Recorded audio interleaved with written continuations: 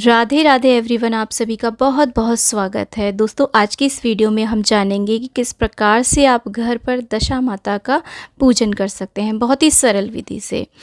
दोस्तों, दशा माता माता लक्ष्मी का ही स्वरूप होती हैं और इनका व्रत स्त्रियां घर में सुख समृद्धि, संतान, सौभाग्य, धन, वैभव, संपत्ति और परिवार की दशा को सुधारने के लिए करती हैं। तो सुबह सवेरे स्नान आदि से निवृत्त होकर के आप पूर्व या उत्तर पूर्व या फिर उत्तर दिशा की ओर, मुख्य रूप से ईशान कोण में आपको बैठना होता है। मुख करके आप बैठ जाएं और इस प्रकार से यहाँ पर देखिए हमने एक चौकी लगाई है और साइड में हम एक पौधा नर्सरी से लेकर के आए हैं। आप चाहें तो टहनी भी ला सकते हैं पीपल की। बस ध्यान रखिए, जिस दिन आप पूजन कर रहे हैं ना, उस दिन आपको ना तो पौधा लाना है और ना ही लानी है टहनी और ना ही पीपल के पत्ते लाने हैं। कुल मिलाकर के ये है कि टहनियाँ हमें नहीं तोड़नी है जिस दिन हम पूजन कर रहे हैं उस दिन पीपल को, क्योंकि जिस भी पौधे का हम पूजन करते हैं ना, उसको जिस दिन उसका पूजन करते हैं उस दिन हम उसे नहीं तोड़ते हैं। तो इस प्रकार से यहाँ पर देखिए आप कोई थाल ले लें और उसके अंदर स्वास्तिक बना लें। रोली से या हल्दी से भी बना सकते हैं। और यहाँ पर हम करेंगे स्थापना गणेश जी की।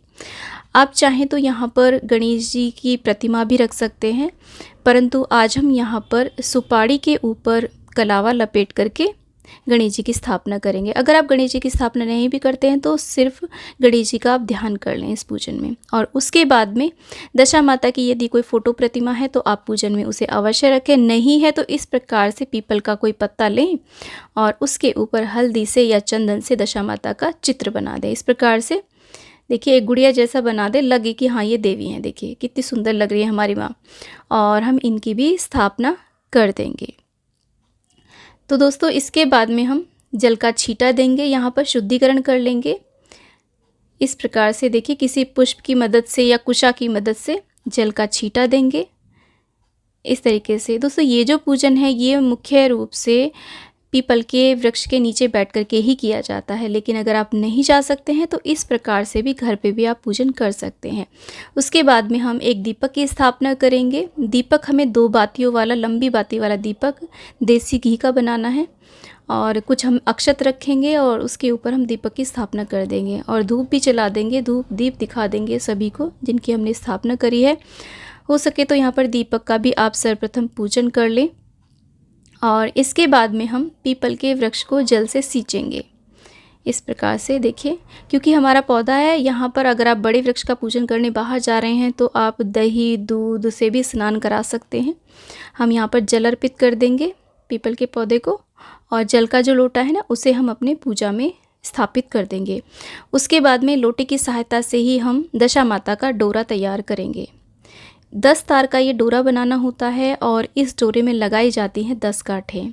दशा माता का व्रत चैत्र कृष्ण पक्ष की एकम से यानी कि प्रतिपदा से शुरू होता है और चैत्र कृष्ण की दशमी तिथि को संपूर्ण हो जाता है। यह 10 दिन का पर्व है, परंतु 10 दिन व्रत पूजन नहीं कर सकते हैं तो दशमी तिथि को तो अवश्य रूप से करना चाहिए। और दोस्तों, अगर आप व्रत भी नहीं कर पा रहे हैं तो आप शुद्ध सात्विक रह करके इस पूजन को कर सकते हैं। अगर व्रत नहीं रख रहे हैं तो भी आप इस पूजन को कर सकते हैं। और इस प्रकार से देखिए हमने ये डोरा तैयार कर लिया है। हमने 10 तार होने चाहिए, आप गिन ले अच्छी प्रकार से। और उसके बाद में हम 10 गांठें लगा लेंगे। डोरा इतना बड़ा होना चाहिए ताकि आपके गले में आ जाए। ये जो डोरा होता है इसे हमें 1 वर्ष तक पहनना चाहिए। यदि आप 1 वर्ष तक नहीं पहन पाते हैं तो कम से कम इसे 10 दिन तक पहनना चाहिए। ये 10 दिन भी नहीं पहन पाते हैं, वर्किंग है, बाहर आते जाते हैं, तो आप इसे कम से कम जब आप दशा माता का पूजन करें ना तो 1 दिन तो आप इसे अवश्य रूप से पहने। और जब आप 1 दिन हो जाए उसके बाद में इसे आप अपनी कंठी में या चैन में बांध करके रख सकते हैं, या फिर आप इसे किसी लाल कपड़े में या शुद्ध कपड़े में बांध करके पूजा स्थल पर या तिजोरी आदि में कहीं पर भी सुरक्षित रख दें। उसके बाद में इसे हल्दी में रंग लेते हैं। ये हल्दी वो होती है जिसे हम झल दिखा के लाते हैं होलिका दहन की। यदि आप झल नहीं दिखा के लाए हैं तो भी, अगर आपके भूल गए हैं या कोई किसी कारण से, तो आप जो सिंपल आपके पास हल्दी रखी है ना उसका भी आप प्रयोग कर सकते हैं इस पूजन में। डोरे को दशा माता के पास रख देंगे। उसके बाद में लगाई जाती हैं पीपल के वृक्ष के पास में 10 ढेरियाँ लगाई जाती हैं गेहूं से। इन ढेरियों का भी पूजन किया जाता है। दोस्तों, इस व्रत को आजीवन किया जाता है, इसका उद्यापन नहीं किया जाता। बस इस व्रत को आप पास ऑन कर सकते हैं। जैसे कि सासू माँ के बस की नहीं रहा है व्रत रखना, उनकी एज हो चुकी है, तो वो अपनी बहू को इस व्रत को पास ऑन कर सकती हैं, यानी कि बहू उनकी जगह पर इस व्रत को रखना प्रारंभ कर सकती है। तो आइए सर्वप्रथम हम पूजन करते हैं गणपति भगवान का। इस प्रकार से देखिए गणेश जी को हम रोली, अक्षत और रोली मौली ये सब कुछ अर्पित करेंगे, दूर्वा अर्पित करेंगे और लाल पुष्प अर्पित करेंगे। गुड़हल का पुष्प यदि आपको मिल जाता है तो बहुत ही ज़्यादा शुभ रहता है। धूप दीप दिखा देंगे गणेश जी को। तो गणेश जी का पूजन हो गया है। उसके बाद में हम दशा माँ का पूजन करेंगे, दशा माँ का ध्यान करेंगे और उनको भी हम रोली, चंदन, अक्षत जो भी हमने चीज़ें ली हैं तिलक करने की वो सब अर्पित करेंगे, अक्षत अर्पित करेंगे। इस प्रकार से देखिए दशा माता को भी हम लाल पुष्प अर्पित करेंगे, क्योंकि लक्ष्मी माँ का स्वरूप होती हैं दशा माता, तो लाल पुष्प उन्हें भी प्रिय है, गुलाब का पुष्प। और उसके बाद में चुनरी अर्पित करेंगे। यहाँ पर आप प्रॉपर श्रृंगार की सामग्री भी भेंट कर सकते हैं और जो भी आपको फूल मिल जाते हैं ना वो भी आप अर्पित कर सकते हैं। और इसी के साथ में दोस्तों बनाए जाते हैं दशा माता के गहने। ये आटे से बनाए जाते हैं, इसका वीडियो भी चैनल पे है कैसे बनाए जाते हैं। इनको हम माँ को अर्पित करेंगे। यहाँ पर थोड़ा सा स्थान नहीं है तो मैं इन्हें साइड में किसी भी चीज़ के ऊपर रख दूँगी, ज़मीन में नहीं रखूँगी। इसके बाद में हम पीपल के वृक्ष का भी पूजन करेंगे। पीपल को हल्दी से, मेहंदी से, रोली से 10-10 टिक्कियाँ लगाई जाती हैं और यहाँ पर काजल की भी टिक्कियाँ लगाई जाती हैं। अक्षत अर्पित करेंगे, पीपल का पूजन करेंगे। सेम विधि से यदि आप बाहर पीपल के वृक्ष के नीचे पूजन करने जा रहे हैं तो सेम विधि से वहाँ पर भी आप ऐसे ही पूजन कर सकते हैं। इस व्रत में नमक नहीं खाया जाता है। एक समय मीठा अन्न का भोजन किया जाता है, एक अन्न का भोजन, खासकर गेहूं का ही भोजन, जैसे कि मीठे पूड़े, मीठे पराठे आदि बना करके, हलवा और पूड़ी बना करके ही खाया जाता है। और इसके बाद में यहाँ पर हम वस्त्र रूपी कलावा अर्पित कर देंगे, बांध देंगे पीपल की टहनी में इस प्रकार से, ये देखिए। और उसके बाद में जो भी आपके पास फूल उपलब्ध हो, फूल माला उपलब्ध हो, वो अर्पित करेंगे। यहाँ पर जो हमने 10 ढेरियाँ लगाई हैं ना, इनका भी हम पूजन करेंगे। छीटा देंगे, यहाँ पर रोली का भी फूल अर्पित करेंगे, अक्षत अर्पित करेंगे। दोस्तों इस दिन झाड़ू घर में लाना बहुत ही ज़्यादा शुभ माना जाता है, तो आप झाड़ू भी इस दिन पूजन के दिन ला सकते हैं खरीद करके। और इसके साथ में जो भी आपने भोग नैवेद्य बनाए हो उसे 10 संख्या में लेना चाहिए। 10 मीठे पूड़ी ले सकते हैं, मीठी पूड़ी ले सकते हैं, 10 चम्मच हलवा रख करके पूड़ियों के ऊपर वो भी ले सकते हैं। और इसके साथ में 10 सिक्के आप ज़रूर अर्पित करें लक्ष्मी स्वरूप। और यहाँ पर देखिए चींटियों के लिए भी भोग निकाला जाता है, गेहूँ का आटा और साथ में कुछ गुड़ रखा जाता है। तो इस प्रकार से भोग नैवेद्य अर्पित कर देंगे। जैसी भी आपके यहाँ परंपरा हो वैसा आप भोग नैवेद्य अर्पित करें। इसके साथ में हाथ में 10 गेहूं के दाने लेकर के दशा माता की कथा सुनी जाती है।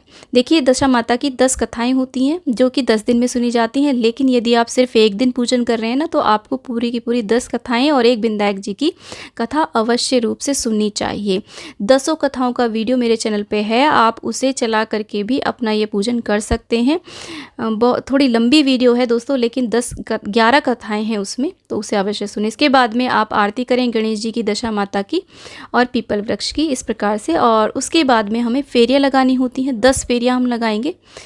कच्चे सूत से लगा सकते हैं, कच्चा सूत आपके पास नहीं है तो कलावे से भी ये फेरियाँ आप लगा सकते हैं। तो हमारा तो छोटा सा पौधा है तो बहुत ही सावधानी से हम छोटी छोटी सी फेरियाँ इस प्रकार से लगाएंगे और दशा माता का ध्यान करते हुए हमें ये फेरियाँ लगानी होती हैं। अब एक प्रश्न आता है कि यदि रविवार के दिन दशा माता का पूजन पड़ता है तो क्या हमें पीपल वृक्ष की पूजा करनी चाहिए? तो देखिए इसमें कई सारी भ्रांतियां हैं। बात होती है हमारे मन के मानने की। यदि आपका दिल नहीं गवाही देता रविवार के दिन पीपल की पूजा करना, दशा माता की पूजा करना, तो आप बिना पीपल की पूजा करे भी दशा माता की फ़ोटो से इस पूजन को कर सकते हैं। परंतु मैंने एक वीडियो में बताया था कि किस प्रकार से किसी भी धर्मशास्त्र में ये कहीं नहीं लिखा है कि रविवार को पीपल का पूजन नहीं करना चाहिए, परंतु अपनी अपनी मान्यता है। यदि आप ऐसा समझते हैं तो आप ऐसा कर सकते हैं, चाहे तो पूजा करें चाहे तो ना करें। इसके बाद में दोस्तों इस प्रकार से देखिए पुराने डोरे को, जो पिछले साल वाला डोरा है ना, इस प्रकार से माता की तिजोरी में, खजाने में रख करके हम पीपल के नीचे इस प्रकार से गाड़ देते हैं ऐसे। तो आपकी अपनी समझ के ऊपर है कि आपको पीपल का पूजन करना है या नहीं करना है। उसके बाद में जो हमने यहाँ पर निकाले हैं पूड़े या मीठी पूड़ियाँ, जो भी बायना हमने निकाला है, उस पर कुछ दक्षिणा रख करके आप ब्राह्मणी को दान कर सकते हैं। घर में किसी बड़ी महिला को आप दान कर सकते हैं।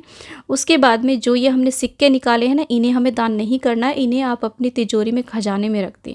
कहते हैं इससे बरकत आती है। और उसके बाद में जो 10 ठेरियाँ हमने लगाई ना, इसे आप किसी पक्षी को, गौ माता को आप खिला सकते हैं। और पीपल के पास जब हम पूजन करते हैं तो इसे पीपल के नीचे दबा दिया जाता है इस अनाज को, और पेड़ का मैंने बता ही दिया, आप किसी भी ग्राउंड में लगा दें। इसको इस प्रकार से गमले में ज़्यादा टाइम आप लगा के ना रखिए, कुछ दिन आप सेवा करना चाहें तो कर सकते हैं। और ये जो जल का लोटा है, इसे आप जब आप कथा आदि संपूर्ण हो जाए तो सूर्य को या किसी भी गमले में आप इस पौधे को दे सकते हैं, इस प्रकार से देखिए। और जो भी फूल पत्तियाँ आदि हैं उन्हें आप विसर्जित कर दें। और यहाँ पर देखिए जो दशा माता का डोरा है, इसे आप धारण कर लें। तो इस प्रकार से हमारा ये पूजन संपूर्ण हो जाता है। तो दोस्तों, ये जो व्रत है यदि रविवार के दिन पड़ रहा है, तो क्योंकि इस दिन रविवार के दिन दशा माता का वास माना जाता है, दरिद्रता का वास नहीं माना जाता पीपल के ऊपर, दशा माता का वास माना जाता है। तो आप रविवार वाले दिन भी पीपल का पूजन कर सकते हैं। अब इन गहनों का क्या करना है? इन गहनों को आप किसी पीपल के वृक्ष के नीचे रख के आ सकते हैं या भूमि आदि में इन्हें गाड़ सकते हैं। चींटियाँ आदि इन्हें खा लेंगी, आप नदी में भी विसर्जित कर सकते हैं। तो दोस्तों, वीडियो अच्छी लगी है तो लाइक शेयर, चैनल को जरूर सब्सक्राइब करें और कॉमेंट बॉक्स में दशा माता की जय अवश्य लिखें। दोस्तों, जय दशा माता।